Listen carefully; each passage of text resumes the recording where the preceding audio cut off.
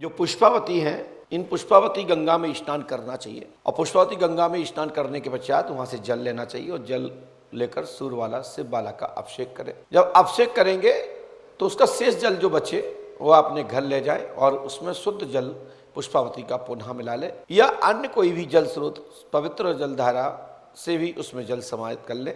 यह पुष्पावती गंगा जल पूरा बन जाएगा और घर में सींचने मात्र से, संचन मात्र से, छिड़कने मात्र से आपके घर की कैसी भी भूत बाधा प्रेत बाधा हो, कैसी घर की अपवित्रता हो, आपका पूर्णता पवित्र घर हो जाएगा। आपकी घर की दिशाएं सुधर जाएंगी, घर की किसी प्रकार की निगेटिविटी होगी तत्काल खत्म हो जाएगी। ऐसा पुष्पावती गंगा के जल में ताकत है। मन और श्रद्धा भक्ति के आधार पर संपूर्ण प्रेत बाधा पुष्पावती के जल छिड़कने मात्र से पलायन कर जाती है।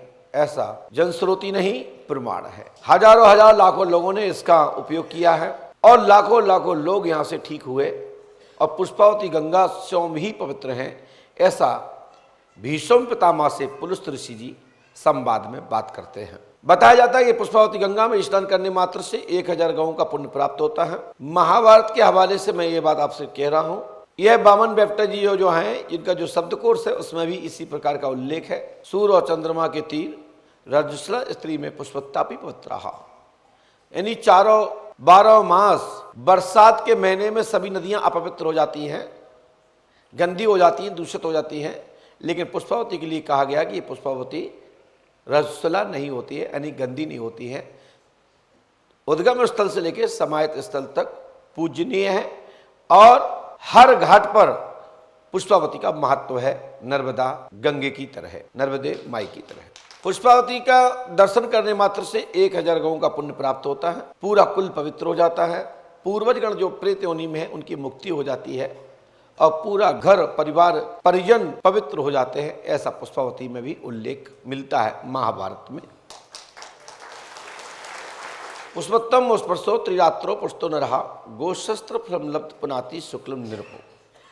पुष्पावती में स्नान करने मात्र से 1000 गौओं का पुण्य प्राप्त होता है। 3 दिन का अभिधान करने से पूरा कुल पवित्र होता है। ऐसा इस श्लोक का शाब्दिक अर्थ है और यही विद्वानों ने किया है।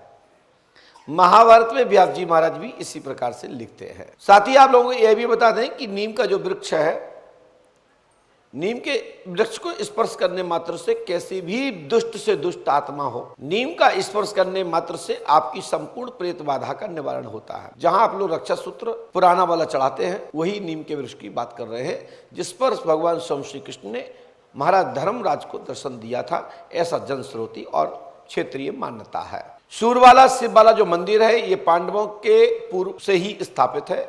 ये सतयुग और त्रेता के मध्यकालीन स्थल है, क्योंकि राजा मरुत ने यहाँ साधना की थी। राजा मरुत ने विश्वजन के विस्तार में विशाल महायज्ञ किया था। वही राजा मरुत जो कुछ समय पर्यंत योग बीत जाने के पश्चात मथुरा में कंस के पिता बने। उग्रसेन महाराज, अग्रसेन महाराज जो थे वही उग्रसेन जो है कंस के पिता बने। पूर्व में ये राजा मरुत थे। भगवान विष्णु ने उनको दर्शन दिया था और उन्होंने सौभाग्य मांगना कि आप मेरे पुत्र के रूप में हो। तो उन्होंने कहा आपको 28वें द्वापर में जब मेरा जन्म मथुरा में होगा, ब्रज क्षेत्र में होगा, उस दौरान आप मेरे नाना के रूप में होंगे। वही कंस ने अपने पिता को बंदी बना लिया, बंदी बना करके बंदी गृह में डाल दिया। वहीं पर श्री कृष्ण ने आकर के उनको मुक्त कराया। वही राजा मरुत की तपस्या स्थली पंडोकर धाम है और वही राजा मरुत आकर के मथुरा में कंस के पिता बनते हैं और श्री कृष्ण के नाना बनते हैं। वही श्री कृष्ण जब यहाँ पांडवों के साथ, पांडव लोग यहाँ अज्ञातवास में आए तो नीम पर दर्शन दिए और जब नीम पर दर्शन दिए तो राजा मरुत का जो स्थल है सूर्यवाला शिववाला, और यही मंदिर के नजदीक पांडवों ने अपना डेरा डाला। पुष्पावती नदी किनारे यह ग्राम बसा हुआ है। इसको आज वर्तमान में पहुंच कहते हैं। और जब दर्शन दिया तो भगवान स्वयं श्री कृष्ण ने आगे का भविष्य बता दिया। इसलिए ये दरबार को भविष्य वक्ता के रूप में ये स्थल को माना जाता है कि भगवान स्वयं श्री कृष्ण ने महाराज धर्मराज को आने वाले भविष्य की घटनाओं का जिक्र कर दिया कि आने वाले समय में हनुमान जी तुम्हारे सहायक होंगे और उन्हीं की सहायता से आपकी सहायता होगी, इसलिए आप हनुमान जी की प्राण प्रतिष्ठा करें। तो महाधर्मराज ने यहीं पे बाल स्वरूप से हनुमान जी महाराज की प्राण प्रतिष्ठा की। बताते तो यह है कि चूने और लाख से चूने के हनुमान जी की स्थापना की, ऐसा क्षेत्रीय जनश्रुति है। और जब उसको देखते भी हैं, जब चोला चढ़ाते हैं, तो उसमें इस प्रकार के पाया भी जाता है। योग बीता, समय बीता, कलिकाल का प्रभाव आया। कलिकाल का प्रभाव आया तो पंडोगर धाम में चर्म रोग और कुष्ठ रोग के लिए यह नाम स्थान फेमस हुआ। क्षेत्रीय भांडेर तहसील यानी भद्रावती क्षेत्र के पंडोखर पंचायत में आने वाले जितने ग्राम क्षेत्र हैं, भांडेर तहसील में आने वाले जितने ग्राम क्षेत्र हैं, यहाँ सैकड़ों संख्या में जो जितने भी 10-15 किलोमीटर की जो पद यात्रा करके जब गाड़ी बाहर नहीं चलते थे, उस दौरान यहाँ रविवार को विशाल मेला लगता था। मैं इसलिए बता रहा हूं, कैसा भी चर्म रोग कुष्ठ रोग हो, यहाँ का जल लगाने से चर्म रोग कुष्ठ रोग ठीक हो जाता है। रविवार और बुधवार का यहाँ का महत्व है, जो आप पंडोकर सखा चालीसा में पढ़ते हैं। रविवार के व्रत के विषय में जो आया है, आपने पढ़ा पंडोकर सखा चालीसा, तो इस सूर वाला शिव बाला के लिए है। और करण का इसमें जो जिक्र आता है, तो करण का इसलिए जिक्र आता है, लोगों ने पूछा आज मुझे से ट्वीट करके कि गुरुजी करण पांडव यहां आए तो करण का क्या मतलब है। तो जब महाराज धर्मराज ने अश्वमेध यज्ञ किया था और पांडवों की तलाश के लिए यहां करण निकले होते, उसके पूर्व में अज्ञातवास के टाइम में, तब पांडव गण यहां 5 दिन रुके और करण कौरवों के साथ ढूंढते ढूंढते राजा विराट के क्षेत्र तक पहुंचा था।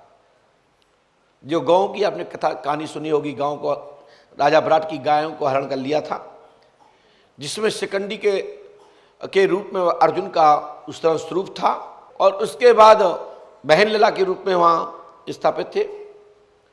मेरा आप कहने का तात्पर्य आप लोगों से यह है कि यहां जब महाधर्मराज ने अश्वमेध यज्ञ किया, तो भद्रावती नगर से एक श्यामकर्ण घोड़ा को ले जाने की प्रथा थी। उसमें श्यामकर्ण घोड़ा की आवश्यकता होती है, क्योंकि वो अश्वमेध यज्ञ में श्यामकर्ण घोड़ा ही छोड़ा जाता है। वो श्यामकर्ण घोड़ा उस दौरान भद्रावती नगर यानी भांडर में पाया जाता था। राजा ऐश्वनाथ उस दौरान के द्वापर के वर्तमान में यहाँ के राजा हुआ करते थे, राजा ऐश्वनाथ यानी जोगनाथ। तब यहाँ पर भीम स्वयं आए, कर्ण का पुत्र मेघकर्ण आया, शल्य का पुत्र वृषकेतु आया, और स्वयं भीम आए।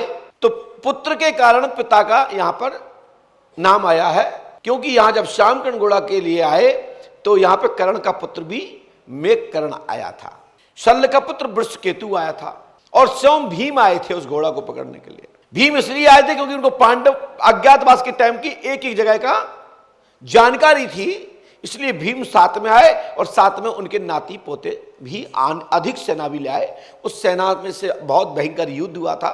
उस दौरान भांडेर से भद्रावती नगर से घोड़ा भी ले गए, पैसा भी ले गए, धन दौलत भी ले गए, बहुत सारे लोगों को बंदी बना के ले गए, क्योंकि सहज नहीं दे रहा था राजा ऐश्वनाथ। और तब महाराज धर्मराज का अश्वमेध यज्ञ हुआ था। ऐसी महाभारत के सबल सिंह चौहान के हवाले से मैं ये बोल रहा हूं।